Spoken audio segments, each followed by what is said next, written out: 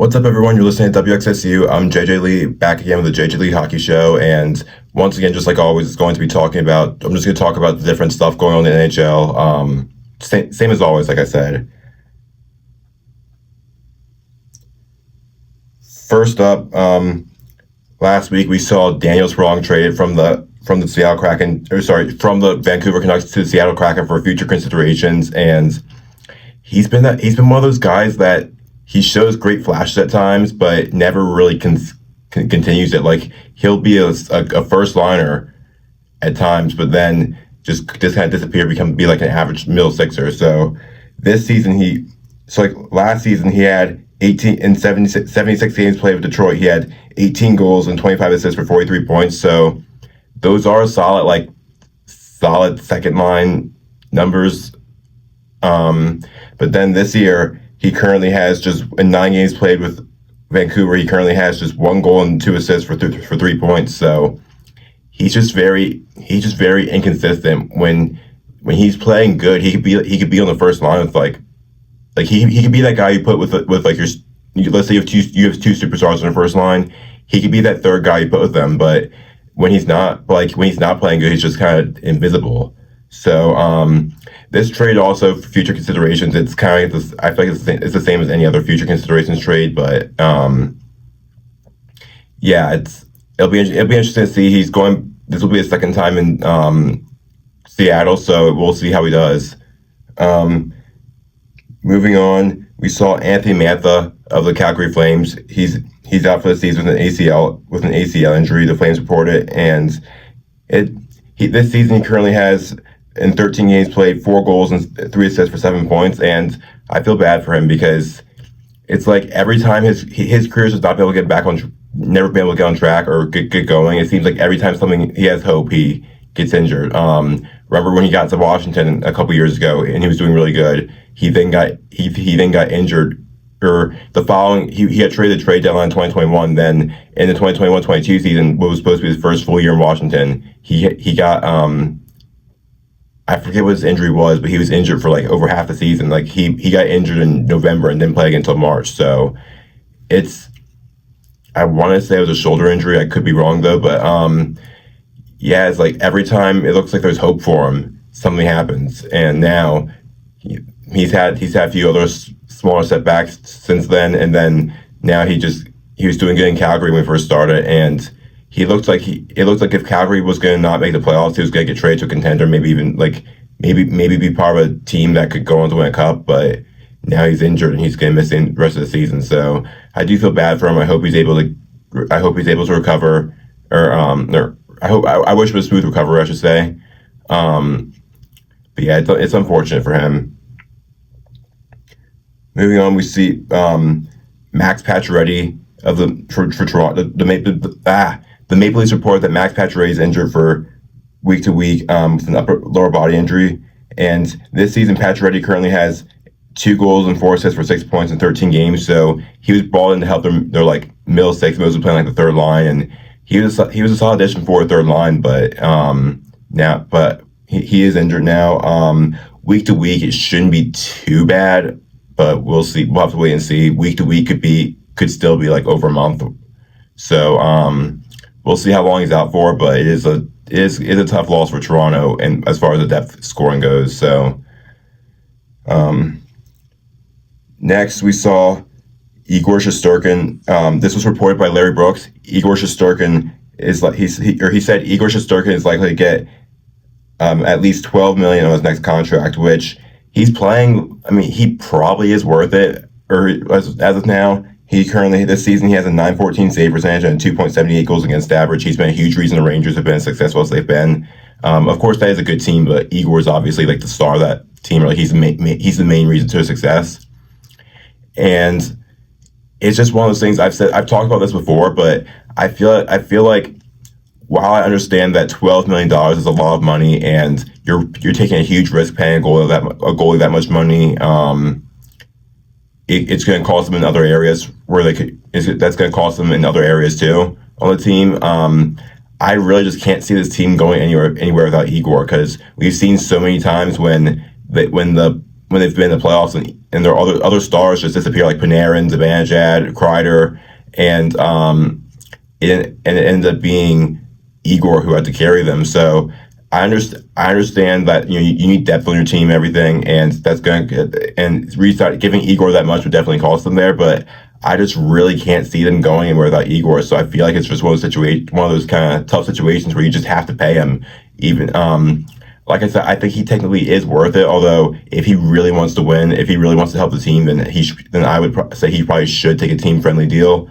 Like it doesn't have to be a lot less, but like he flew and turned down 11 million. I think 11 million should be enough to where it's like, okay, how much more do you want? But if he's going to ask for 12 million, I think the Rangers do have to give it to him because, like I said, I understand it's going to cost them in other important areas, but I just really can't see this team winning anything without Igor, unless the rest of the team figures out how to show up in the playoffs. Because the other stars are just so inconsistent, so unreliable. So yeah, I think we'll see how the Rangers play it out, but I think that it's just one of those things that they have to pay him that money. Moving on, it's looking like the Penguins might be tearing it up. Of course, they've not been good to start the season. They're currently 6-9-3. They had a brutal 7-1 loss to the Stars. Was it Monday? I'm pretty sure. And Taylor Haas reported that anyone except for Crosby is available for trade. So that means even guys like Malkin, Letang are up for trades, or technically up for trade. Now, I personally don't think anyone's going to want them because of their age and their contract. Like, I know Malkin's still pretty good. I think his chance of getting traded are higher than Letang's because I want to say he signed a 4-year. They both re-signed 2022. I want to say Malkin signed a 4-year deal and Letang signed a 6-year deal. So Letang's showing signs of heavily showing signs of regression, and would have 3 more years after this deal or after this year. So I really don't think anyone's going to want his contract. Malkin, I could see it. I think the chance of him getting traded are a little higher because he is still a pretty good player and has 1 more year after would have 1 more year after this deal or after the season. But I still don't really know if anyone's going to want him. I don't see. The problem is it looks like they're going to try and sell, but I don't see anyone except for Crosby, which they said they're not. He's the only one who's not going to get traded or not. He's the only one who's like safe or not tradable on the team. He's really their only valuable asset, in my opinion, that's going to get them a decent amount because everyone else, I don't see anyone else on that team that people are really going to be going hard for or really going to be after to get in a trade or going to be willing to offer a lot for. So there's kind of a situation where they're going to try and sell, but I don't see who's going to be offering them a lot for any of their assets. We've seen more from the Penguins too. Josh Ure reported that the Penguins are particularly disappointed in Erik Karlsson, and they're concerned that this is the best he'll get at his age. So like he's not going to get any better, and this is like his peak at this point. Which that trading for him has really aged poorly for them because I said when they got him, I was very like mixed on it because I think his contract is horrible. But I said I guess in their situation, they're going to be bad in a few years anyway, so you might as well just go for it, and just kind of take the risk and go for it because you're going to be bad in a few years anyway. Which I was kind of on that side, but at the same time, I knew taking it was very risky. And now you look back at it, and it's not worked out for them. Like I said, because I did say too, if this doesn't work out for them, if the Erik Karlsson trade does not work out for them, then it's really going to be bad for them because he's going to be a tough guy to get. He's going to be a tough contract to get rid of. And it's not worked out for them, and sure enough, he's going to be a really tough contract to get rid of. I could see maybe someone trading for him if they retain half his salary, but that's still going to be a lot of money and everything. It's just this now I've heard some rumors of a potential buyout. It's just becoming disastrous for the Penguins, and they're disastrous is how is one where I use to describe them as a whole right now. They're just they're not winning anything. They're below. I mean, what's the word? What am I trying to say here?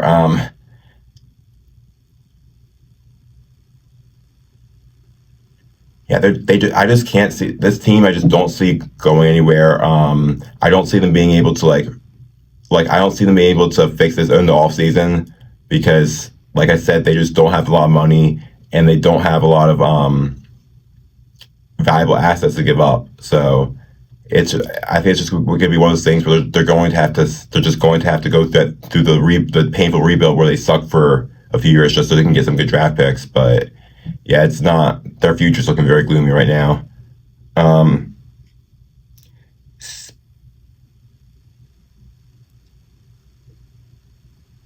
Speaking of which, we saw there's also been questions if Mike Sullivan could get fired with the Penguins' pretty bad start, and we saw an update from Elliot Friedman this week said the Penguins ownership likes Mike Sullivan. He's also got a good relationship with Sidney Crosby, so that's where you have to kind of question it because they are clearly very loyal to Crosby, and if the Penguins ownership likes him, they might just kind of keep him around because let's be real, it's I don't think it's his fault that they're doing bad. I said that I could see them firing him because sometimes if you want to wake up the team, then firing the coach is the only solution. But it looks like they're now planning to tear it up, and as soon as Crosby retires, rebuild. So I don't, I just don't know that they're going to it makes me think that they know this team is not good and that firing the coach will not really do anything. So we'll see what happens, but I'm starting to think maybe he won't get fired. Maybe they'll just keep him around since they do seem loyal to him and everything, and they seem to have accepted that they're not good and they're not going to win anything right now.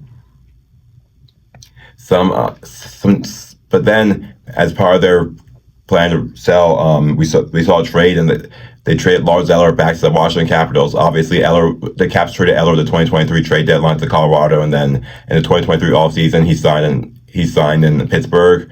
Well, the Tigers back in Washington now. I'm pretty excited as a Caps fan. The full trade was the Caps acquired Lars Eller and the Penguins acquired a 2025 fifth round pick, which is Chicago's fifth round pick, and a 2027 third round pick. And at first, I did kind of question how necessary the trade was for the Caps since their offense has been doing so well. But then I gave it more thought, and one of the few weak spots for the Caps has been the third line center spot because LaPierre's had a slow start, and Scarboza does not really fit that role very well. So I think Eller will fit that role perfectly, and he already has played with some of these guys before, obviously. So I think he'll fit back in. They did an interview with him, and he seems pretty excited to get back to be back in Washington. So I'm looking forward to see how he'll fit back into the lineup. This season, he currently has in 17 games played 4 goals, 3 assists for 7 points. So perfect. Perfect for the Middlesex role. He can be gritty too. But yeah, I'm pretty excited to see. I think I like this trade. I'm pretty excited to see Eller back because also the price of a third round pick and a fifth round pick really isn't that bad either. It's not like we gave a first or second round pick for him. So yeah, I think he'll be a great contribution to the Middlesex for the Caps, to the third line, and yeah, I will. Sorry, I blanked for a minute once again. What was I going to say? I do that a lot. I will say though that if they're going to have Hendricks LaPierre scratch a lot, then I do hope they send him down to Hershey because he's still young, he's still developing. I think he's had a slow start this year, but he was doing really well in the second half of last season. So I really think he can bounce back and continue developing. So I think they maybe should send him down to the AHL, just let him develop more. Because remember a couple of years ago, Connor McMichael in his first year was having some struggles, and then his second year, he didn't. He was barely playing. He was scratched all the time, so they sent him down to Hershey, and then they brought him back up last season, and he was much better. And this season, he's really breaking out. So I think the best move here for LaPierre is similar thing. Send him down to Hershey, let him develop more, bring him back up next year, and hopefully he'll continue to he'll have gotten better and continue to improve.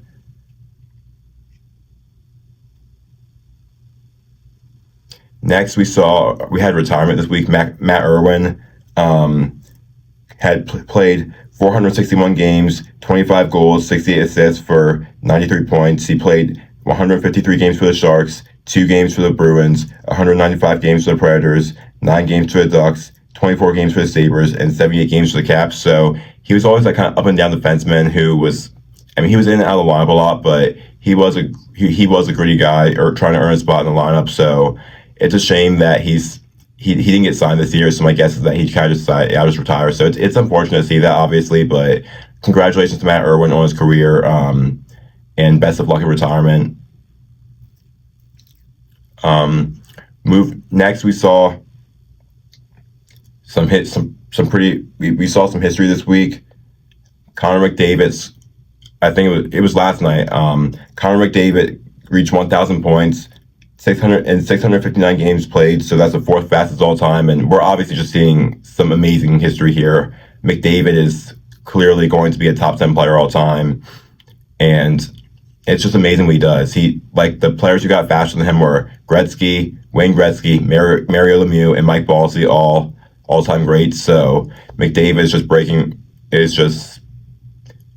just doing insane things.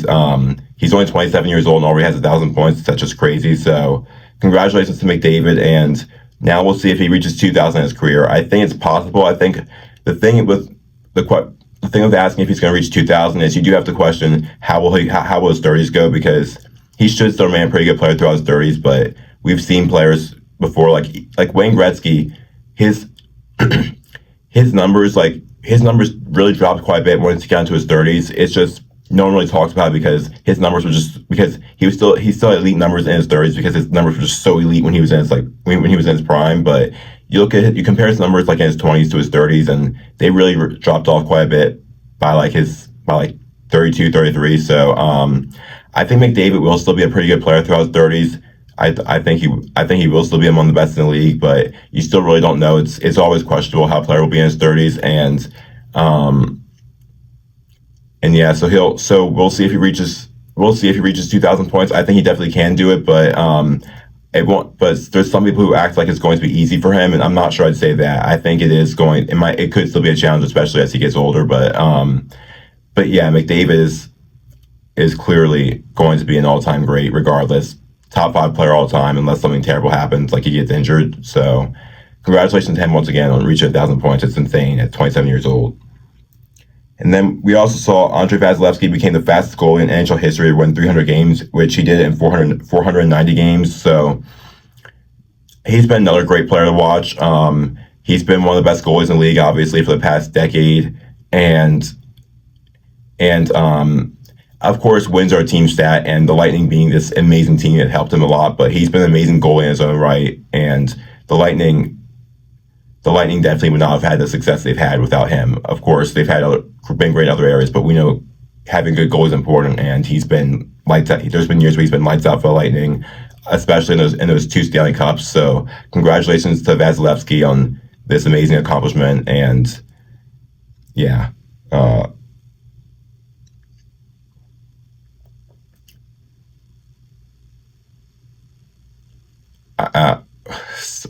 Sorry about this. I'm just trying to remember. I'm trying to remember what I was going to say next.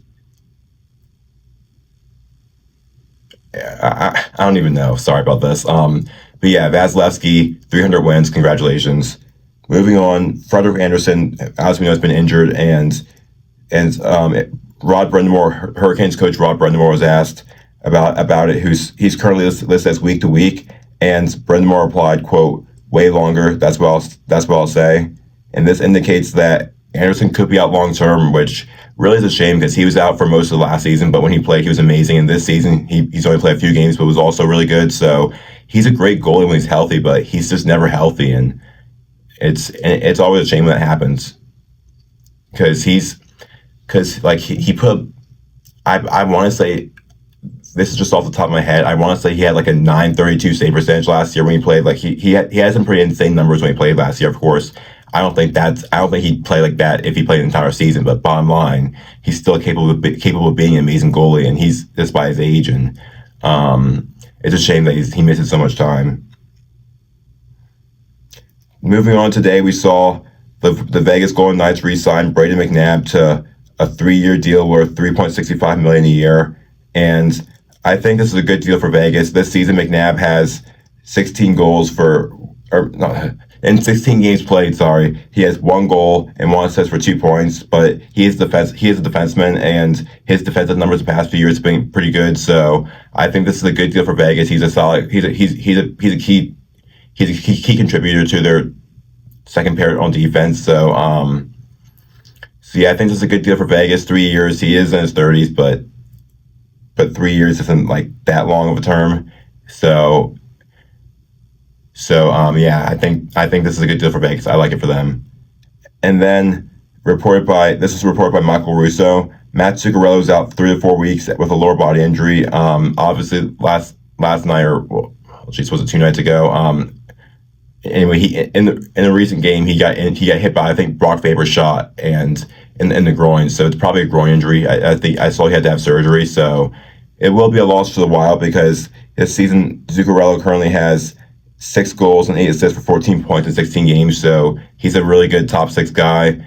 And the Wild have obviously been rolling, so it'll be a loss for them. But I think they'll still be able to do well without him. They've been on a roll, so I think they'll still be able to overcome not having him and still do good.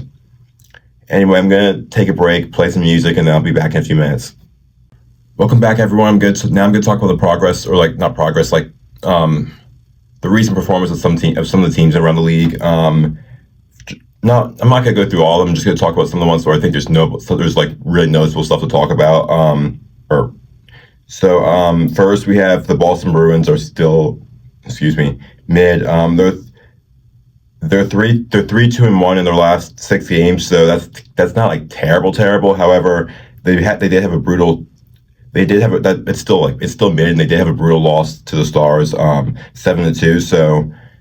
So this team just looks like everyone's underperforming right now. Like Swayman's not having his best year, Pastrnak's not having his best year, Marchand's not having his best year. So it just looks like the whole team as a whole is underperforming, and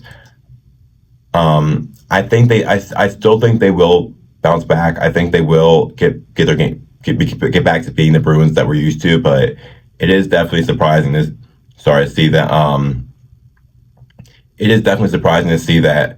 the Bruins start off the season like this. On the other hand, the Hurricanes are currently 8-2 in their last 10 games. They've been on a roll. I know they lost 2 of their past 3, but every team does have some bad games in there, and they've just so as a whole in the past after the first week or 2 of the season, they've been on fire, on a roll, and they're clearly a very dangerous team. I thought obviously that some of the losses in the offseason would hurt them, but it's not at all. They've been one of the best teams in the league, and it would not surprise me if this team was a President's Trophy. Of course, I know the Jets are way ahead of everyone right now, but we'll see. Like if the Jets cool off, then I could see the Hurricanes being the favorites. So they're definitely up there too as one of the top teams this year.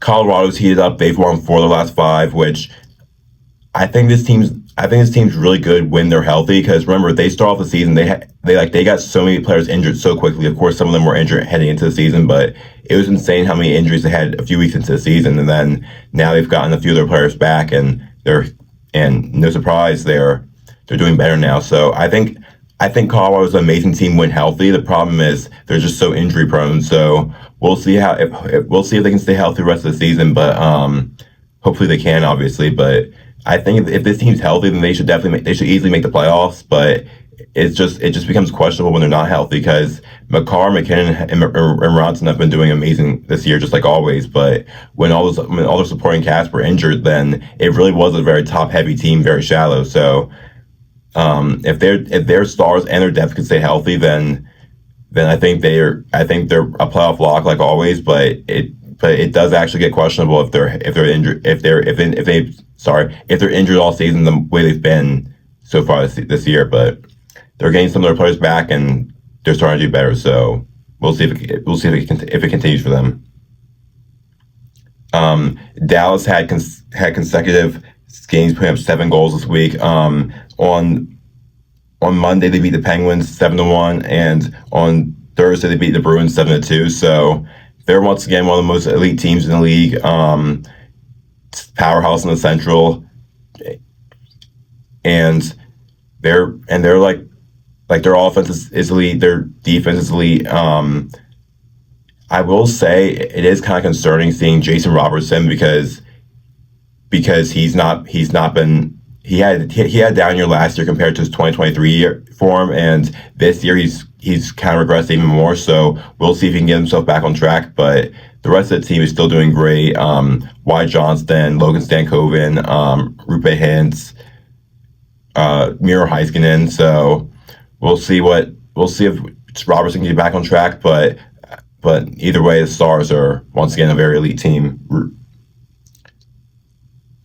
Moving on, the Oilers have won three of their last four.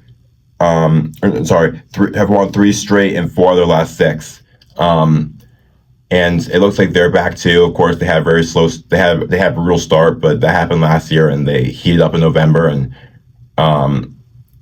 December. And sure enough, here we are mid-November, and they're heating up again. So I think this team is just way too good to miss the playoffs. Obviously, they've got way too much talent. So I knew they had to heat up sooner or later. It's just you can't always rely on that when to start. You can't always start off a season that terribly and rely on coming back. But it looks like they are once again coming back and are going to be a very elite team for the rest of the season. The Florida Panthers, the defending champs, are currently 7-3 in their last 10. I know they lost their last 2, but they clearly are once again cup contenders. Keep in mind when they started off, they didn't have Barkov or Tkachuk and still were amazing. Sam Reinhart's been incredible for them once again, and this team is just they're once again very, very dangerous, top contenders, and they really could go back to back this year. I know that's hard, but there's obviously going to be a lot of competition. But they're clearly cup favorites again, is what I'm saying. The Minnesota Wild are bouncing back this year. They're currently 5-1-1 in the month of November, and I touched on this when I was talking about Zuccarello's injury, but the rest of the team is still doing great. Kaprizov has been phenomenal. Faber's been good. Boldy's been good. Zuccarello's been good, even though he's out now, but he'll be back. It's just I have feel this team is going to bounce back this year. They're really good in 2022 and 2023, and then they kind of fell off last year when their goaltending wasn't good. It was abysmal, but Gustafson's bouncing back this year. He's been good too in net. So I think I don't see any reason this team should not make the playoffs this year. And they are an exciting team to see. It is. I think everyone kind of enjoys watching just the way this team kind of plays together, and this, because Minnesota's always been kind of that under the radar team for years. They were kind of that under the radar team. So I think it is good for hockey to see them finally being a mostly consistent playoff team. Obviously last year was an outlier, but from 2021, 2022, 2023, and now in 2024, 25, they're looking like there can be a legit team. And let's not forget, after this season, the Parise and Suter contracts, the dead cap, or the dead cap space from those buyouts comes off, so they're able to spend a lot more money. So I could really see this team becoming really dangerous in the future. Of course, we'll see if they can re-sign Kaprizov. If they lose him, that'll be a big loss. But especially if they can get him re-signed, though, then the future's looking bright for them. Nashville struggles continue. They're currently 2-3-2 in the month of November. Are currently last in the league. It's been very surprising to see this because they had one of the best off seasons on paper. This off season, of course, bringing in Stamkos, Marchessault, Shea, and they were on fire in the regular season last year. So it's surprising to see this, although you look at them, everyone on that team's just kind of underperforming. Forsberg has 13 points in 17 games, which for him, that's pretty low. Yossi has 12 points. O'Reilly has 10 points. Marchessault has 9 points. Stamkos has 9 points. So everyone on this team is kind of underperforming, and that's really the cause of their disappointment. They have so many other players who are supposed to be key players not performing to the level that they're expected to. Saros has been playing really well in net.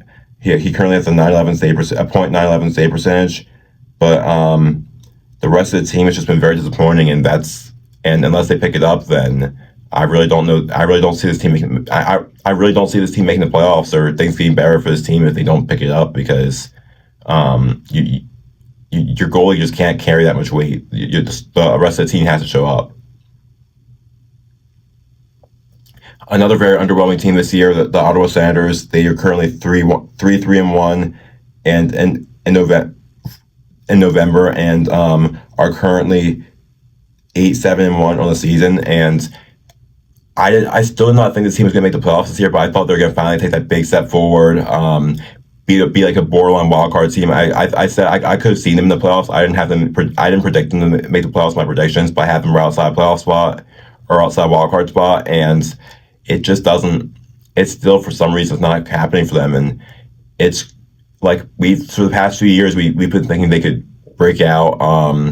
Of course, in 2022 they got Alex DeBrincat and a trade, and everyone thought this is their future's so great, and then he got traded a year later because he wanted out. Stützle and Tkachuk were looking amazing for the future, but then like the story of last year was they lacked a goalie. They got a goalie this offseason, Linus Ullmark, and things still are not breaking out for them. Actually, I did not check some of their stats before I started this. I'm gonna just see what I'm just gonna see what how some of their players are doing, because they're not a team that I've followed a whole lot so far.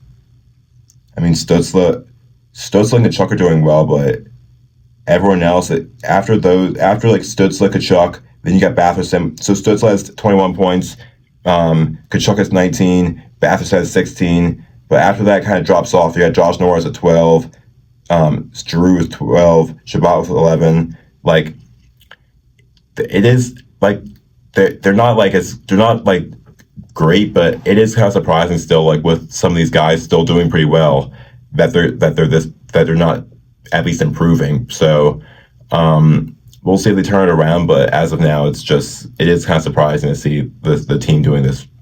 It's like year after year when we think they could break out. Like they've not made the playoffs since 2017. They had some brutal years to end the 2010s decade, and then as we entered this decade, the future is looking really bright. But we've been saying that for the past 2 years and nothing's happened. So we'll see if it happens soon. But I'm not sure what else this team is going to need to finally break out.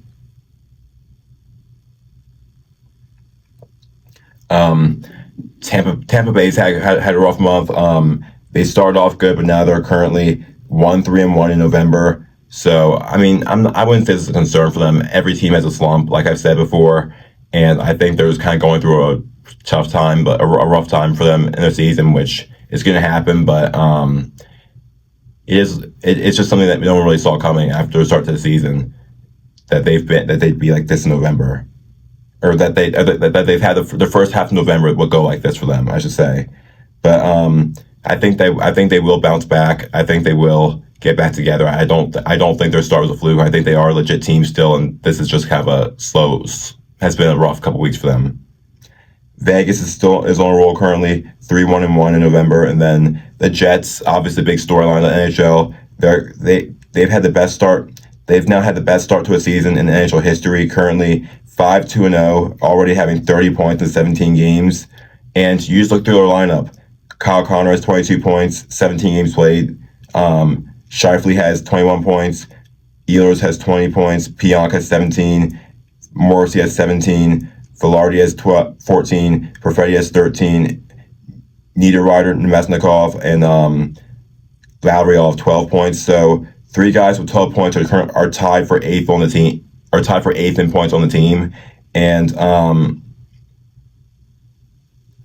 And then Connor Hellebuck has been amazing as always in net for them, one of the best goalies in the league, the reigning Vezina winner. He currently has a .934 save percentage at 1.92 goals against average. So the team is just on a roll. They're getting contributions all throughout the lineup, and they're just a complete wagon. I don't know. I just don't know if I see this team slowing down. They're going to slow down, of course. Like, their power play numbers are not sustainable and stuff, but I don't know. But like, I think they will be a elite team throughout the season. I think unless something crazy happens, they will win the Central. But yeah, I thought the Jets were going to be a wild card team this year. I did not expect them to be doing this to be this good, obviously. But it is pretty impressive to see what they're doing, because this is not a team that anyone saw breaking records, and it is good for the game too, because obviously the Jets have been one of those more slept on, or not slept on, under the radar franchises. So it is good to see a team like that doing this well. Now to end the show off, though, I'm going to talk about some Caps news. It was a disappointing week for the Caps, in my opinion. Last Friday they lost to Pittsburgh 4-2, which it feels weird saying this because Pittsburgh has always been like our biggest rival, but this is the first time in many years that we're a much better team than Pittsburgh. Like, this was a game that we should have won, that the Caps should have won, because this team is just, because the Penguins are not a good team this year, and I just kind of watched them, and they just did not look like they had the Penguins just looked like they were playing together better. They had more urgency, which it was embarrassing because the Caps have had a great start. Penguins obviously have had a bad start, and like that's a game they should have won. You need to get those games because obviously like, you're not going to win like every single game against like the harder teams and stuff. So like, it's important. So like, you can't have like cheap losses and stuff. And I think that's where like they just need to remember, like, there are no nights off in this league. No game is a freebie. So they need to be able to. They can't take their foot off the pedal. They need to still play hard against the bad teams and get those easier wins. They did beat St. Louis on Saturday 8-1, which was I could not believe it watching that, because it's like everything was going in for them. Of course, I think the Caps were definitely a better team, but in St. Louis' defense, it felt like nothing was going right for them that night. They like a few of the Caps goals just kind of bounced in. So the Caps played great that game, but I will say that the luck was going in their favor. But Thompson was amazing, which he's really caught fire after a rough start to the season for him. He's really just gone beast mode. He's made some amazing saves for the Caps, and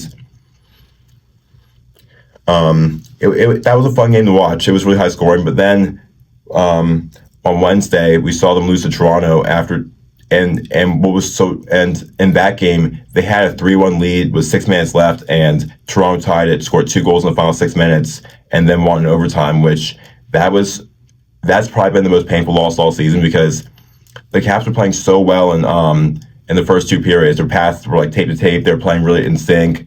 They were playing really well as a team. Their urgency was there, and then in the third period, Toronto kind of took over as the better team. And it's almost like the Caps just kind of took their foot off the gas pedal, and Toronto came back. They scored, of course, their first or second goal, or was it their second or third goal they scored? It was a bad turnover by Wilson. And they went back. He tried to pass it, I think, to Dubois, but there was a guy like right in the passing lane, and sure enough, he went back. He went back right into his zone and tied it. And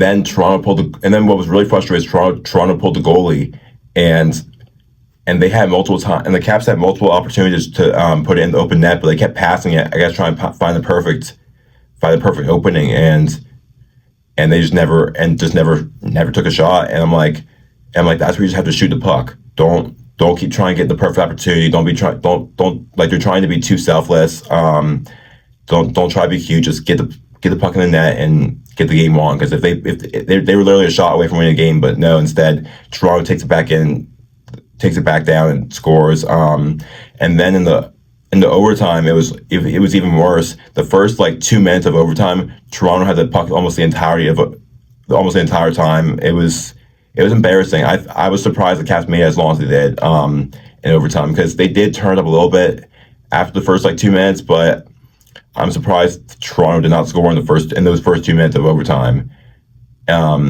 And it was a stinger because Ovechkin had a great opportunity to score and he missed, and then Tavares was kind of cherry picking behind everyone, and they got the puck to him, breakaway, and he scored. Which that's what happens in overtime. Is most times if one team misses, then the other team's going to go back down with an opportunity. It's really back and forth. So that loss definitely stung. It was disappointing, but that's what I'm saying with this team is that they've now lost 2 of their past 3 games. Both other losses were games they should have won, because Pittsburgh is not a good team, and Toronto, they had a 3-1 lead with 6 minutes left. So this is where I say Spencer Carberry as a coach has to go in and say, okay, guys, we've had a great start. Let's not slip away. You still have to play hard. Can't take your foot off the gas pedal, and no game or no period even is going to be a freebie in this league. So I think this is where the coach's job comes in, to wake the team up, make sure they still play hard, because they've had a great start, and I really don't want them to blow it, obviously. So yeah, I mentioned the Eller trade earlier. We saw Sonny Milano got hurt. This has been been listed as week to week. He's injured right now, but they still have LaPierre up for that. I guess a sub in with Eller. They sent Mike Scarbosa back to Hershey. So as of now, it's looking like it's going to be Eller, and like LaPierre will be like the guy scratched as a backup. And I think that I said before, I think they should send LaPierre down. I guess maybe bring Scarbosa back up until Milano's healthy again to play, because I really don't want Scarbosa. I really don't want them to have LaPierre scratched all the time. He needs to play so he can get more experience and develop more. So I really think that if he's going to be scratched a lot, they should send him down. But yeah, I'd say, of course, when Milano gets back, he'll likely be that guy kind of in and out. I know he's a winger, and we're talking about that center position, but they could always move a guy over to the center. It's not that hard for them. So yeah, I'm hoping that everything goes well for the Caps. They play Colorado tonight, so hopefully we get the win. But that's about it for today. Thank you for listening once again, and I'll see you next week.